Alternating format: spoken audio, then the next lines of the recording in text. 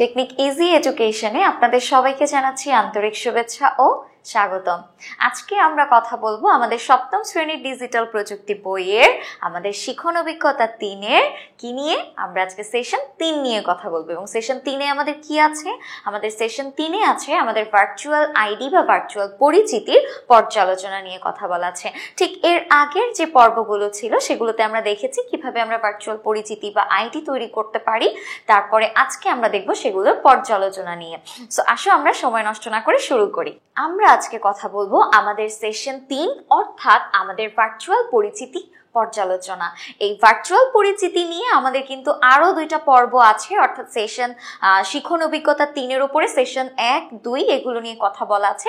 আজকে আমরা সেশন 3 নিয়ে কথা বলবো। যদি কেউ মিস করে থাকো তোমরা কিন্তু চাইলে টেকনিক ইজি এডুকেশনের চ্যানেলটিকে সাবস্ক্রাইব করে সেখান থেকে দেখে নিতে পারো। আচ্ছা, সো আমরা এখন শুরু করছি। সবার প্রথমে একটু খেয়াল করো, আমরা ভার্চুয়াল পরিচিতি নিয়ে যখন কথা বলেছি, ভার্চুয়াল পরিচিতিটা হচ্ছে আমাদের পরিচয়টাই আমরা যখন ভার্চুয়ালি প্রকাশ করব তখন সেটা আসলে ভার্চুয়াল পরিচিতি হিসেবে প্রকাশ পাবে। এখন আমরা এর আগের সেশনে জেনেছি একজন মানুষের অনেকগুলো ভার্চুয়াল পরিচিতি থাকতে পারে, একজন মানুষ অনেকগুলো আইডি ব্যবহার করতে পারে। কিন্তু কিভাবে আমরা একটা আইডি খুলবো, কিভাবে একটা আইডি আমরা তৈরি করব বা পরিচিতি তৈরি করব, সেগুলোই আমরা এর আগের সেশনে পড়েছি। আজকে আমরা দেখব সেগুলোর পর্যালোচনা।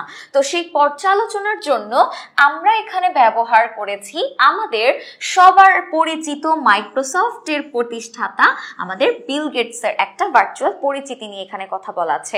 তার টোটাল 3টা আইডি বা 3টা আইডেন্টিটি নিয়ে এখানে কথা বলা হয়েছে। একটা হচ্ছে তার টুইটার, লিঙ্কডইন এবং ফেসবুক। এই 3টা আইডি নিয়েই আমরা আজকে পর্যালোচনা করব। সো আসো আমি যদি একটু স্ক্রল করি, এখানেই দেখো আমাদের ঠিক নিচেই এখানে হচ্ছে মিস্টার বিল গেটসের কি দেয়া আছে, একটা ফেসবুক পেজ বা একটা পেজের কিছু একটা বা একটা আইডির ছবি দেয়া আছে। এখানে একটু খেয়াল করো, আমরা যদি এটাকে একটু ভালো করে খেয়াল করি তাহলে দেখতে পাবো তার এখানে বিল গেটস অর্থাৎ তার যে আসল নাম সেটা এখানে ব্যবহার করা আছে। ঠিক তার পাশে এখানে একটা ব্লু সাইন বা একটা নীল রঙের সাইন ব্যবহার বা চিহ্ন ব্যবহার করা আছে, যেটা দ্বারা আসলে কি বোঝাচ্ছে? এটা দ্বারা আসলে বোঝাচ্ছে যে তার এই আইডিটা ভেরিফাই করা হয়েছে ফেসবুক দিয়ে, অর্থাৎ এটা যে বিল গেটস নিজেই ব্যবহার করছেন সেটা ফেসবুক ভেরিফাই করে দিয়েছে। এরপরে আসো পরবর্তীতে এখানে দেখা যাচ্ছে কি তিনি জয়েন্ট জুন 2009 অর্থাৎ তিনি 2009 সালের জুন মাসে এই আইডিটা ওপেন করেছেন। এতটুকু। এরপরে একটু খেয়াল করো ফলোইং এবং ফলোয়ার্স। ফলোইং বলতে বোঝাচ্ছে তিনি আসলে কতজনকে ফলো করেন, সেখানে আসলে এখানে দেখা যাচ্ছে 439 জনকে তিনি ফলো করেন, এবং তাকে আসলে কতজন ফলো করে বা তার আইডিটা কতজন অনুসরণ করে সেটা কতজন বলতো? প্রায় 60.3 মিলিয়ন অর্থাৎ 60.3 মিলিয়ন। এরপরে আসো আমরা যদি একটু পরের ছবিটা খেয়াল করি, এখানে একটু খেয়াল করো বিল গেটস লেখা আছে, IN ইন দিয়ে আমার একটা ভেরিফাই সাইন দেয়া আছে। এর পাশাপাশি এই একই এখানে তিনি আসলে কোথায় পড়াশোনা করেছেন বা তিনি আসলে কি কি করেছেন সেগুলো নিয়ে এখানে আলোচনা করা আছে। এরপরে আসো পরবর্তী ছবিটা যদি আমরা দেখি, এরপরে বলা হয়েছে পরবর্তী ছবিতে আমাদের বিল গেটসের অ্যাগেইন একটা ব্লু টিক দেয়া আছে, যে ব্লু টিকের মাধ্যমে তার এই ফেসবুক আইডিটা যে ভেরিফাই হয়েছে সেটা এখানে প্রকাশ পাচ্ছে। এবং এখানে দেখো অ্যাগেইন ফলোয়ার্স এবং ফলোইং, তিনি আসলে কতজনকে ফলো করেন?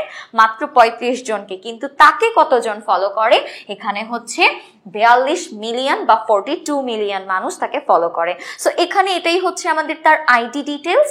এরপরে আসো আমাদের পরবর্তীতে বলা আছে উপরের তথ্যগুলো যদি আমরা বিবেচনা করি তাহলে আমরা একটা প্রোফাইল বা একটা ভার্চুয়াল পরিচিতি তৈরি করে আমরা কিন্তু এর আগে আমরা একটা ভার্চুয়াল পরিচিতি তৈরি করা দেখেছি। এখন আসো আমাদের বয়সী শিক্ষার্থীদের জন্য তৈরি করা কিশোর বাতায়ন, এটা একটু খেয়াল করো। কিশোর বাতায়নের স্ক্রিনশট ফর্মটি নিজেদের প্রোফাইল তৈরি করার কাজটি অনুশীলন করে নিতে পারি। অর্থাৎ এখানে একটা ফর্মের ছবি দেয়া আছে, যেটা কিসের বলতো? কিশোর বাতায়নের একটা স্ক্রিনশট ফর্ম দেয়া আছে। সো এই ফর্মে আসলে কি কি আছে একটু খেয়াল করো। এখানে বলা আছে, এবার আমরা নিচের প্রশ্নগুলোর উত্তর খোঁজার চেষ্টা করি। প্রথমেই বলা আছে বিল গেটসের প্রোফাইলটি কবে খোলা হয়েছে। ঠিক আমরা প্রথম ছবিতে দেখেছিলাম তিনি 2009 সালের জুন মাসে আইডিটা খুলেছেন। তাহলে আইডিটা কবে খোলা হয়েছে? এবার আসো আমরা এই ছকের সমাধান করি। ছকে আমাকে কি বলেছে, বিল গেটসের প্রোফাইলটি কবে খোলা হয়েছে। ঠিক একটু আগে আমাদের যে প্রথম ছবিটা ছিল সেখানে আমরা দেখেছি তার আইডিটা খোলা হয়েছিল 2009 সালের জুন মাসে, তাই না? 2009 সালের জুন মাসে তিনি জয়েন করেছেন, মানেই কিন্তু তখন আইডিটা খোলা হয়েছে। এরপরের প্রশ্নে বলা হয়েছে বিল গেটসের প্রোফাইলটি কতজন অনুসরণ করে। আমরা দেখেছি 60.3 মিলিয়ন পিপলস তাকে সেটা ফলো করে। কি করে বুঝবো যে এটি তার প্রকৃত প্রোফাইল বা পরিচিতি কি? এখন দেখা যায় কি যে এরকম একই নামের মানুষের কিন্তু অনেকেই ফেক অ্যাকাউন্টস খুলে রাখে, ফেক ছবি দিয়ে ফেক অ্যাকাউন্টস ব্যবহার করে কিন্তু হ্যারেস করতে পারে অনেককে। সো এই জন্য আমরা কিভাবে বুঝবো যে না এটাই আসলে আমাদের অ্যাকচুয়াল বিল গেটসের আমাদের ভার্চুয়াল আইডি, সেটা আমরা কিভাবে বুঝবো? তার নীল রঙের যে চিহ্ন আছে, অর্থাৎ যে ব্লু টিকটা আছে তার ঠিক নামের পাশে, সেই চিহ্ন বা সাইনটা দেখেই কিন্তু আমাদের বুঝতে হবে যে এটাই আসলে তার কি, তার আসল পরিচিতি বা আসল প্রোফাইল। পরের প্রশ্নে বলেছে এটি ছাড়াও আর কোন কোন মাধ্যমে তার প্রোফাইল রয়েছে। তার টুইটারে প্রোফাইল রয়েছে, ইনস্টাগ্রামে তার অ্যাকাউন্ট বা প্রোফাইল রয়েছে, এবং মাইক্রোসফট ছাড়াও বিল গেটসের আর কি কি প্রতিষ্ঠান রয়েছে। আমরা কিন্তু ঠিক একটু আগেই এখানে দেখেছিলাম যে তিনি আসলে বিল গেটস কিসের বলতো, কো-চেয়ারম্যান বা কো-চেয়ার বলতে পারো Bill and Melinda Gates foundation. Bill and Melinda Gates foundation কিন্তু মাইক্রোসফটের বাইরে আলাদা আরেকটা ফাউন্ডেশন বলতে পারো বা প্রতিষ্ঠান বলতে পারো। সো এই জন্য আমরা এখানে উত্তরে লিখেছি মাইক্রোসফট ছাড়াও তার কোন প্রতিষ্ঠান রয়েছে, বিল অ্যান্ড মেলিন্ডা গেটস ফাউন্ডেশন। ওকে, এরপরে আসো আমাদের একটা ছবি দেয়া আছে এখানে। ছবির মধ্যে এখানে আমরা ঠিক একটু আগে লিখেছিলাম কিশোর বাতায়নের যে আমাদের একটা স্ক্রিনশট ব্যবহার করে ফর্মটি নিজেদের পূরণ করতে বলা হয়েছিল, সেটা আসলে আমরা এখন একটু দেখবো। আসো, তো এখানে সবার প্রথমে আমাদের সাইন আপ লেখা আছে শিক্ষার্থী। সবার প্রথমে তোমাকে এখানে কি করতে হবে, তোমাকে নিজের নাম লিখতে বলা হয়েছে ইংরেজিতে। তো তুমি যখন এখানে ক্লিক করবে তখন তোমার সেখানে নামটা চলে আসবে। এখন তোমার নাম জরিনা, সখিনা, রহিম, করিম, কুদ্দুস, যেই নামই হোক না কেন তুমি সেটা এখানে কি করবে, এখানে সেটা লিখে ফেলবে। পরবর্তীতে তোমার ফোন নাম্বার জানতে চাওয়া হয়েছে। এটা আসলে ব্যক্তিগত নিরাপত্তার জন্য এই ঘরে কোনো মোবাইল নাম্বার লিখবো না। অনেক সময় দেখা যায় এখানটাতে আমরা কখনোই ব্যক্তিগত নিরাপত্তার জন্য এই ঘরটাতে আমরা মোবাইল নাম্বার লিখবো না, আমরা এখানে লিখবো, ঠিক আছে? যদি আমরা লিখি মোবাইল নাম্বারটা লেখা হয় আসলে ভেরিফিকেশনের জন্য, যে না তুমি যেই আইডিটা তৈরি করছো বা যেই ভার্চুয়াল পরিচিতিটা তুমি তৈরি করতে চাচ্ছ তার জন্য তুমি কি আসলেই তোমার ছবি দিয়ে তুমি আইডি তৈরি করছো কিনা, বা তোমার ছবি দিয়ে আমি আইডি তৈরি করছি কিনা, এরকম কিছু আইডেন্টিফাই করার জন্যই কিন্তু এই ভেরিফিকেশনের জন্যই কিন্তু আসলে কি ব্যবহার করা হয়, ফোন নাম্বারটা ব্যবহার করা হয়। এবং ঠিক তারপরে কি আছে, পাসওয়ার্ড তৈরি করতে বলা হয়েছে। সো পাসওয়ার্ড লিখতে হবে আমাদের কোথায়, এই ঘরের মধ্যে আমাদের পাসওয়ার্ড লিখতে হবে। পাসওয়ার্ডটা অবশ্যই তোমাদের কি করতে হবে, পাসওয়ার্ডটা তোমাদেরকে নমুনা হিসেবে দিবে, মনে রাখতে হবে এখানে আমাদের পাসওয়ার্ডটি নমুনা হিসেবে দিবে। অনলাইনে নিবন্ধনের সময় এই পাসওয়ার্ড ব্যবহার করব না। অর্থাৎ এখানে মনে করো একটা যে পাসওয়ার্ড থাকবে সেটা কিন্তু একটা নমুনা, বা হতে পারে যে তোমাকে দেখানোর জন্য যে না তুমি এভাবে একটা পাসওয়ার্ড লিখতে পারো, এই নমুনা বা একটা প্র্যাকটিস সেশন হিসেবে একটা পাসওয়ার্ড দেয়া থাকতে পারে। আমরা কিন্তু সেটা ব্যবহার করব না, আমরা অন্য কিছু ব্যবহার করব। হতে পারে সেটা মনে করো তোমার পছন্দের কোনো মুভির নাম বা পছন্দের কোনো খাবারের নাম হতে পারে, সেই নামটা আবার তুমি ক্যাপিটাল লেটার স্মল লেটার দুইটা মিলিয়ে কিছু সংখ্যা এবং চিহ্ন ব্যবহার করে একটা পাসওয়ার্ড তৈরি করবে। সেটা কিন্তু অনেকটা সিকিউর একটা পাসওয়ার্ড হবে, যেটা অন্য কেউ সহজেই কিন্তু হ্যাক করতে পারবে না। এবং এখানে যেই পাসওয়ার্ডটা তুমি লিখেছো সেই একই পাসওয়ার্ড তোমাকে আবারও এখানে পুনরায় হুবহু একই রকম করে লিখতে হবে।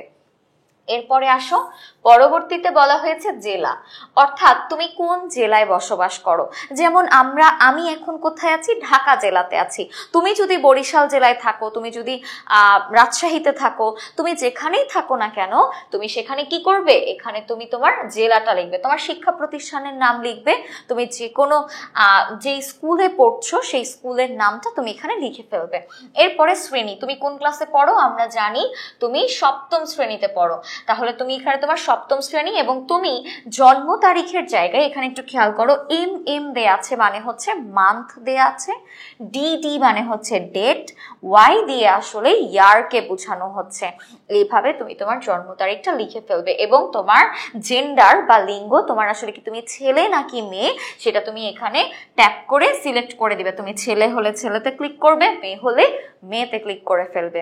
এই সব ইনফরমেশন দেওয়ার পরে এখানে যে নিবন্ধন লেখা যে চিহ্নটা আছে, এই নিবন্ধন লেখা চিহ্নটাতে তোমাকে ক্লিক করতে হবে। এখন এটা তোমার সম্পূর্ণ বাংলাতেও থাকতে পারে, ইংরেজিতেও থাকতে পারে। ইংরেজিতে যদি থাকে, নিবন্ধনের জায়গায় তোমার রেজিস্ট্রেশন লেখা থাকবে। এরপরে পরবর্তীতে আমরা এটা সম্পূর্ণটা শেষ করলাম, অর্থাৎ এখানে একটু খেয়াল করো, আমরা কিন্তু কিভাবে নিজেদের আইডি তৈরি করতে পারি, বা কিভাবে আসলে নিজের একজনের আইডি আমরা পর্যবেক্ষণ করতে পারি যে সেই আইডিটা বা সেই পরিচিতিটা আসলেই তার কিনা, সেটা কিন্তু আমরা ঠিক এভাবেই যাচাই বাছাই করতে পারি। সো আশা করি সবাই বুঝতে পেরেছো। এই সেশনে কারো কোথাও কোনো সমস্যা নেই, আমাদের সেশনটা খুবই ছোট একটা সেশন ছিল। সো সবাই যদি কারো কোথাও সমস্যা থেকে থাকে, অবশ্যই কমেন্ট সেকশনে জানিয়ে দেবে, আমি চেষ্টা করব তোমাদের সব ধরনের সমস্যার সমাধান করে দেওয়ার জন্য। সবাই ভালো থাকবে, সুস্থ থাকবে, টেকনিক ইজি এডুকেশনের সাথেই থাকবে। ধন্যবাদ সবাইকে।